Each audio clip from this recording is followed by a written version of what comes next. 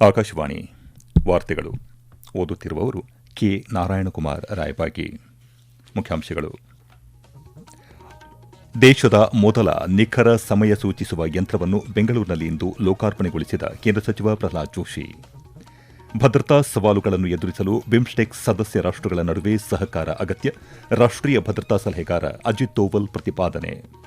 ಉಡಾನ್ ಯೋಜನೆಯಡಿ ಮುಂದಿನ ಹಂತದಲ್ಲಿ 120 ಹೊಸ ತಾಣಗಳಿಗೆ ಸಂಪರ್ಕ, ನಾಗರಿಕ ವಿಮಾನಯಾನ ಸಚಿವ ಕೆ ರಾಮಮೋಹನ್ ನಾಯ್ಡು. ಪುರಿಯಲ್ಲಿ ವಿಶ್ವಪ್ರಸಿದ್ಧ ಜಗನ್ನಾಥ ರಥಯಾತ್ರೆ, ಕಾಲ್ತುಳಿತದಲ್ಲಿ ಒಬ್ಬ ಭಕ್ತ ಸಾವು, ಹಲವರಿಗೆ ಗಾಯ. ಏಕದಿನ ಕ್ರಿಕೆಟ್, ಭಾರತ ಇಂಗ್ಲೆಂಡ್ ನಡುವಿನ 2ನೇ ಪಂದ್ಯ ಪ್ರಗತಿಯಲ್ಲಿ. ವಾರ್ತೆಗಳ ವಿವರ.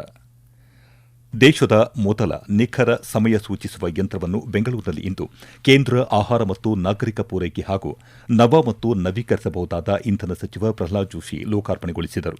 ಬೆಂಗಳೂರು ಜಕ್ಕೂರಿನ ಪ್ರಾದೇಶಿಕ ಪ್ರಮಾಣಿತ ಆಧಾರಿತ ಪ್ರಯೋಗಾಲಯದಲ್ಲಿ ಇಂದು ಈ ಯಂತ್ರವನ್ನು ಉದ್ಘಾಟಿಸಿ ಮಾತನಾಡಿದ ಅವರು, ಇದುವರೆಗೂ ಇಂಡಿಯನ್ ಸ್ಟ್ಯಾಂಡರ್ಡ್ ಟೈಮ್ ಐಎಸ್ಟಿ ಬೇರೆ ದೇಶಗಳ ಉಪಗ್ರಹಗಳನ್ನು ಆಧರಿಸಿ ಸಮಯ ಸೂಚಿಸುತ್ತಿತ್ತು. ಅಲ್ಲದೆ ದೆಹಲಿ, ಕೋಲ್ಕತ್ತಾ, ಮುಂಬೈ ಮತ್ತು ಚೆನ್ನೈ ಹೀಗೆ ವಿವಿಧ ನಗರಗಳಲ್ಲಿ ಸಮಯ ಕೊಂಚ ಬದಲಾಗುತ್ತಿತ್ತು ಎಂದರು. ಪ್ರಧಾನಿ ನರೇಂದ್ರ ಮೋದಿ ಅವರು ದೇಶಾದ್ಯಂತ ಒಂದೇ ಸಮಯ ಸೂಚಿಸುವ ಒನ್ ನೇಷನ್ ಒನ್ ಟೈಮ್ ಉಪಕ್ರಮದ ಜಾರಿಗೆ 2018ರಲ್ಲೇ ಯೋಜಿಸಿದ್ದರು. ಅದರ ಪ್ರಕಾರ ಇಂದು ಲೋಕಾರ್ಪಣೆಗೊಂಡಿರುವ ಈ ಯಂತ್ರ ದೇಶದ ಉಪಗ್ರಹಗಳು ಮತ್ತು ಇಲ್ಲಿನ ಮೂಲಸೌಕರ್ಯವನ್ನು ಬಳಸಿಕೊಂಡು ಸಮಯ ಸೂಚಿಸುತ್ತದೆ.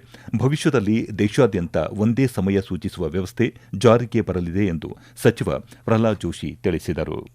Consumer affairs department over coordination ಮತ್ತು ಸರ್ಟಿಫಿಕೇಶನ್ ಅಪ್ರೂವಲ್ ಆಧಾರದ ಮೇಲೆ one nation one time initiative ಇದೆ.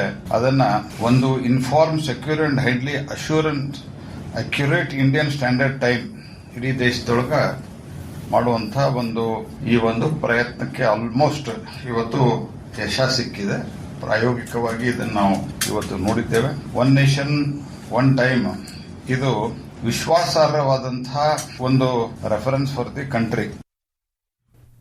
ಪ್ರಧಾನಿ ನರೇಂದ್ರ ಮೋದಿ ಅವರು ನಾಳೆ ಹರಿಯಾಣಕ್ಕೆ ಭೇಟಿ ನೀಡಿದ ಸಂದರ್ಭದಲ್ಲಿ ಜಿಂದ್ ಮತ್ತು ಸೋನಿಪತ್ ನಡುವಿನ ಭಾರತದ ಮೊದಲ ಹೈಡ್ರೋಜನ್ ರೈಲಿಗೆ ಚಾಲನೆ ನೀಡಲಿದ್ದಾರೆ. ಭಾರತದಲ್ಲಿ ವಿನ್ಯಾಸಗೊಳಿಸಲಾದ ಮತ್ತು ಸಂಯೋಜಿಸಲಾದ ಈ ರೈಲನ್ನು ಸ್ಥಳೀಯ ತಂತ್ರಜ್ಞಾನ ಬಳಸಿಕೊಂಡು ಅಭಿವೃದ್ಧಿಪಡಿಸಲಾಗಿದೆ. ಇದು ಸುಧಾರಿತ ರೈಲ್ವೆ ಎಂಜಿನಿಯರಿಂಗ್ನಲ್ಲಿ ದೇಶದ ಬೆಳೆಯುತ್ತಿರುವ ಸಾಮರ್ಥ್ಯವನ್ನು ಪ್ರತಿಬಿಂಬಿಸುತ್ತದೆ. ಈ ರೈಲು ಗಂಟೆಗೆ 110 ಕಿಲೋಮೀಟರ್ ವೇಗದಲ್ಲಿ ಚಲಿಸುವಂತೆ ವಿನ್ಯಾಸಗೊಳಿಸಲಾಗಿದೆ. ಆದರೆ ಈ ವಿಭಾಗದಲ್ಲಿ ಇದು ಗಂಟೆಗೆ ಗರಿಷ್ಠ 75 ಕಿಲೋಮೀಟರ್ ವೇಗದಲ್ಲಿ ಕಾರ್ಯನಿರ್ವಹಿಸುತ್ತದೆ. ಭಾರತದ ಹೈಡ್ರೋಜನ್ ರೈಲು 10 ಬೋಗಿಗಳನ್ನು ಹೊಂದಿದೆ. ಇದು ಇಲ್ಲಿಯವರೆಗೆ ಅಭಿವೃದ್ಧಿಪಡಿಸಲಾದ ಅತಿ ಉದ್ದದ ಹೈಡ್ರೋಜನ್ ಚಾಲಿತ ಪ್ರಯಾಣಿಕ ರೈಲುಗಳಲ್ಲಿ ಒಂದಾಗಿದೆ. ಇದು 3200 ಅಶ್ವಶಕ್ತಿಯ ಪ್ರೊಪಲ್ಷನ್ ವ್ಯವಸ್ಥೆಯಿಂದ ಚಾಲಿತವಾಗಿದ್ದು, ಕಾರ್ಯಾಚರಣೆಯಲ್ಲಿ ಇರುವ ಅತ್ಯಂತ ಶಕ್ತಿಶಾಲಿ ಹೈಡ್ರೋಜನ್ ಚಾಲಿತ ರೈಲುಗಳಲ್ಲಿ ಒಂದಾಗಿದೆ. ಜಾಗತಿಕ ಪೂರೈಕೆ ಸರಪಳಿಗಳಲ್ಲಿನ ಅಡೆತಡೆಗಳು ಸೇರಿದಂತೆ ಆರ್ಥಿಕ ಸವಾಲುಗಳನ್ನು ಎದುರಿಸಲು ಬಿಮ್ಸ್ಟೆಕ್ ಸದಸ್ಯ ರಾಷ್ಟಗಳ ನಡುವೆ ನಿಕಟ ಸಹಕಾರದ ಅಗತ್ಯವನ್ನು ರಾಷ್ಟೀಯ ಭದ್ರತಾ ಸಲಹೆಗಾರ ಅಜಿತ್ ದೋವಲ್ ಒತ್ತಿ ಹೇಳಿದ್ದಾರೆ. ನವದೆಹಲಿಯಲ್ಲಿ ನಡೆದ ಬಿಮ್ಸ್ಟೆಕ್ ರಾಷ್ಟೀಯ ಭದ್ರತಾ ಮುಖ್ಯಸ್ಥರ 5ನೇ ಸಭೆ ಉದ್ದೇಶಿಸಿ ಮಾತನಾಡಿದ ಅವರು, ಜಾಗತಿಕ ಪೂರೈಕೆ ಸರಪಳಿಗಳಲ್ಲಿನ ಅಡೆತಡೆಗಳು ಎಲ್ಲಾ ಸದಸ್ಯ ರಾಷ್ಟಗಳಿಗೆ ಆರ್ಥಿಕ ಸಂಕಷ್ಟ ಉಂಟುಮಾಡಿವೆ. ಬಿಮ್ಸ್ಟೆಕ್ ರಾಷ್ಟಗಳು ಪರಸ್ಪರ ಲಾಭಕ್ಕಾಗಿ ನಿರ್ಣಾಯಕ ಕ್ರಮ ತೆಗೆದುಕೊಳ್ಳುವುದು ಮತ್ತು ಸಂವಾದದ ಮೂಲಕ ಪರಿಹಾರ ಕಂಡುಕೊಳ್ಳುವುದು ತುರ್ತು ಅಗತ್ಯವಾಗಿದೆ ಎಂದು ಪ್ರತಿಪಾದಿಸಿದರು. ಭದ್ರತಾ ಸವಾಲುಗಳನ್ನು ಎದುರಿಸಲು ಮತ್ತು ಪ್ರಾದೇಶಿಕ ಅಭಿವೃದ್ಧಿಯನ್ನು ಉತ್ತೇಜಿಸಲು ಬಿಮ್ಸ್ಟೆಕ್ ಸದಸ್ಯ ರಾಷ್ಟಗಳ ನಡುವೆ ಬಲವಾದ ಸಹಕಾರ ಅಗತ್ಯವಿದೆ. ಭಯೋತ್ಪಾದನೆ, ಅಂತಾರಾಷ್ಟೀಯ ಸಂಘಟಿತ ಅಪರಾಧ, ಸೈಬರ್ ಬೆದರಿಕೆ ಮತ್ತು ಕಡಲ ಭದ್ರತಾ ಸವಾಲುಗಳನ್ನು ಎದುರಿಸುವಲ್ಲಿ ಬಿಮ್ಸ್ಟೆಕ್ ಸದಸ್ಯ ರಾಷ್ಟಗಳು ಗಮನಾರ್ಹ ಪ್ರಗತಿ ಸಾಧಿಸಿವೆ ಎಂದು ಅಜಿತ್ ದೋವಲ್ ಹೇಳಿದರು. ಉಡಾನ್ ಯೋಜನೆಯ ಮುಂದಿನ ಹಂತವು 120 ಹೊಸ ತಾಣಗಳಿಗೆ ಸಂಪರ್ಕ ಹೆಚ್ಚಿಸುವ ಮತ್ತು ಮುಂದಿನ 10 ವರ್ಷಗಳಲ್ಲಿ 4 ಕೋಟಿ ಪ್ರಯಾಣಿಕರು ಪ್ರಯಾಣಿಸಲು ಅನುವು ಮಾಡಿಕೊಡುವ ಗುರಿ ಹೊಂದಿದೆ ಎಂದು ನಾಗರಿಕ ವಿಮಾನಯಾನ ಸಚಿವ ಕೆ ರಾಮಮೋಹನ್ ನಾಯ್ಡು ತಿಳಿಸಿದ್ದಾರೆ. ನವದೆಹಲಿಯಲ್ಲಿ ನಡೆದ ಉಡಾನ್ ಕುರಿತ ಕಾರ್ಯಾಗಾರ ಉದ್ದೇಶಿಸಿ ಮಾತನಾಡಿದ ಅವರು, ಪರಿಷ್ಕೃತ ಯೋಜನೆಯು ವಿಮಾನಯಾನ ಸಂಸ್ಥೆಗಳಿಗೆ ಬೆಂಬಲವನ್ನು 3 ವರ್ಷದಿಂದ 5 ವರ್ಷಗಳವರೆಗೆ ವಿಸ್ತರಿಸುತ್ತದೆ ಹಾಗೂ ಆಯ್ದ ಶ್ರೇಣಿ 2 ಮತ್ತು ಶ್ರೇಣಿ 3 ವಿಮಾನ ನಿಲ್ದಾಣಗಳಿಗೆ ಕಾರ್ಯಾಚರಣೆ ಮತ್ತು ನಿರ್ವಹಣಾ ಬೆಂಬಲವನ್ನು ಪರಿಚಯಿಸುತ್ತದೆ ಎಂದು ವಿವರಿಸಿದರು.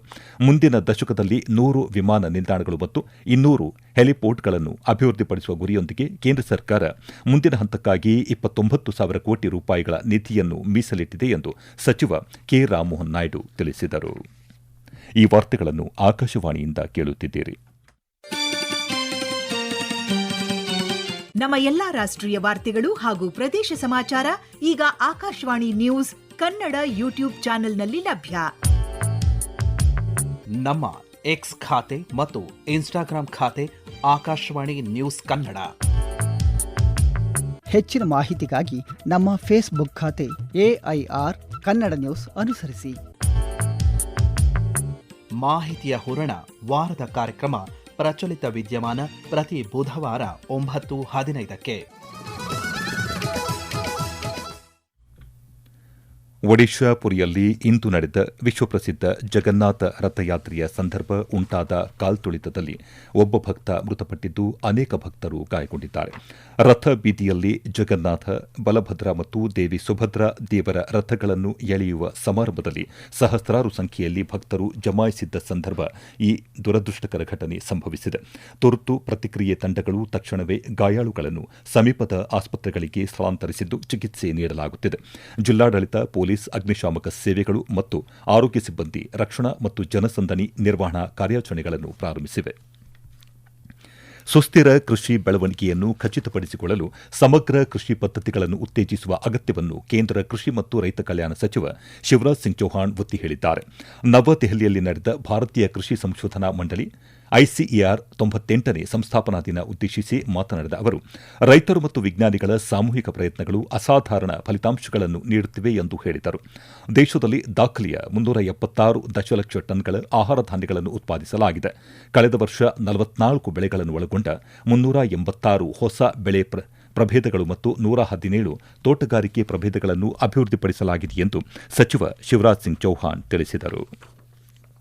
ಸಿಬಿಎಸ್ಇ ಪಠ್ಯಕ್ರಮದಡಿ 9ನೇ ತರಗತಿಯಲ್ಲಿ ತೃತೀಯ ಭಾಷೆಯನ್ನು ಪರಿಚಯಿಸುವ ಕ್ರಮದ ಕುರಿತು ಸುಪ್ರೀಂಕೋರ್ಟ್ ಕಳಕಳಿ ವ್ಯಕ್ತಪಡಿಸಿದೆ. ಇದು ವಿದ್ಯಾರ್ಥಿಗಳ ಮೇಲಿನ ಮಾನಸಿಕ ಒತ್ತಡವನ್ನು ಹೆಚ್ಚಿಸಲಿದೆ ಎಂದು ನ್ಯಾಯಾಲಯ ಅಭಿಪ್ರಾಯಪಟ್ಟಿದೆ. ವಿದ್ಯಾರ್ಥಿಗಳು ಸುಲಭವಾಗಿ ಭಾಷೆಯನ್ನು ಕಲಿಯಲು ಮತ್ತು ಹೊಂದಿಕೊಳ್ಳಲು ಅನುಕೂಲವಾಗುವಂತೆ ತೃತೀಯ ಭಾಷೆಯನ್ನು 5 ಅಥವಾ 6ನೇ ತರಗತಿಯಲ್ಲೇ ಪರಿಚಯಿಸುವುದು ಸೂಕ್ತ ಎಂದು ನ್ಯಾಯಾಲಯ ಸಲಹೆ ನೀಡಿದೆ. ತೃಣಮೂಲ ಕಾಂಗ್ರೆಸ್ನ ರಾಜ್ಯಸಭಾ ಸದಸ್ಯೆ ಕೋಯಲ್ ಮಲ್ಲಿಕ್ ಇಂದು ತಮ್ಮ ಸದಸ್ಯತ್ವಕ್ಕೆ ರಾಜೀನಾಮೆ ನೀಡಿದ್ದಾರೆ. ಉಪರಾಷ್ಟಪತಿ ಹಾಗೂ ರಾಜ್ಯಸಭೆಯ ಸಭಾಪತಿ CP ರಾಧಾಕೃಷ್ಣನ್ ಅವರನ್ನು ಭೇಟಿ ಮಾಡಿದ ಅವರು ತಮ್ಮ ರಾಜೀನಾಮೆ ಪತ್ರವನ್ನು ಸಲ್ಲಿಸಿದರು. ಕೋಯಲ್ ಮಲ್ಲಿಕ್ ಈ ವರ್ಷದ ಏಪ್ರಿಲ್ನಲ್ಲಿ ರಾಜ್ಯಸಭೆಗೆ ಆಯ್ಕೆಯಾಗಿದ್ದರು. ನವದೆಹಲಿಯಲ್ಲಿ ಇಂದು ಕಾಂಗ್ರೆಸ್ ಸಂಸದೀಯ ಪಕ್ಷದ ಸಭೆ ನಡೆಯಿತು. ಕಾಂಗ್ರೆಸ್ ಅಧ್ಯಕ್ಷ ಮಲ್ಲಿಕಾರ್ಜುನ ಖರ್ಗೆ, ಲೋಕಸಭೆಯ ವಿರೋಧ ಪಕ್ಷದ ನಾಯಕ ರಾಹುಲ್ ಗಾಂಧಿ ಮತ್ತು ಪಕ್ಷದ ಹಿರಿಯ ನಾಯಕರು ಸಭೆಯಲ್ಲಿ ಭಾಗವಹಿಸಿದ್ದರು. ಸಭೆಯ ನಂತರ ಮಾಧ್ಯಮಗಳೊಂದಿಗೆ ಮಾತನಾಡಿದ ಕಾಂಗ್ರೆಸ್ ಸಂಸದ ಪ್ರಮೋದ್ ತಿವಾರಿ, ಮುಂಬರುವ ಸಂಸತ್ತಿನ ಮಳೆಗಾಲದ ಅಧಿವೇಶನದಲ್ಲಿ ಎತ್ತಬೇಕಾದ ಪ್ರಮುಖ ವಿಷಯಗಳ ಕುರಿತು ಪಕ್ಷ ತನ್ನ ನಿಲುವನ್ನು ಚರ್ಚಿಸಿದೆ ಎಂದು ತಿಳಿಸಿದರು. ಭಯೋತ್ಪಾದನೆಗೆ ಹಣಕಾಸು ನೆರವು ಮತ್ತು ಅಕ್ರಮ ಒಳನುಸುಳುವಿಕೆ ಜಾಲ ಪ್ರಕರಣಕ್ಕೆ ಸಂಬಂಧಿಸಿದಂತೆ ಜಾರಿ ನಿರ್ದೇಶನಾಲಯ ಇಡಿ ಇಂದು 13 ಸ್ಥಳಗಳಲ್ಲಿ ಶೋಧ ಕಾರ್ಯಾಚರಣೆ ನಡೆಸಿದೆ. ಇವುಗಳಲ್ಲಿ ಪಶ್ಚಿಮ ಬಂಗಾಳದ ಕೋಲ್ಕತ್ತಾ, ಉತ್ತರ 24 ಪರಗಣ, ದಕ್ಷಿಣ 24 ಪರಗಣ ಹಾಗೂ ಮುರ್ಷಿದಾಬಾದ್, ಫರೀದಾಬಾದ್ನ ಬಲ್ಲಭಗಢ, ಸಹರಾನ್ಪುರದ ದಿಯೋಬಂದ್, ಹರಿಯಾಣ, ದೆಹಲಿ ಮತ್ತು ಇತರ ಸ್ಥಳಗಳು ಸೇರಿವೆ.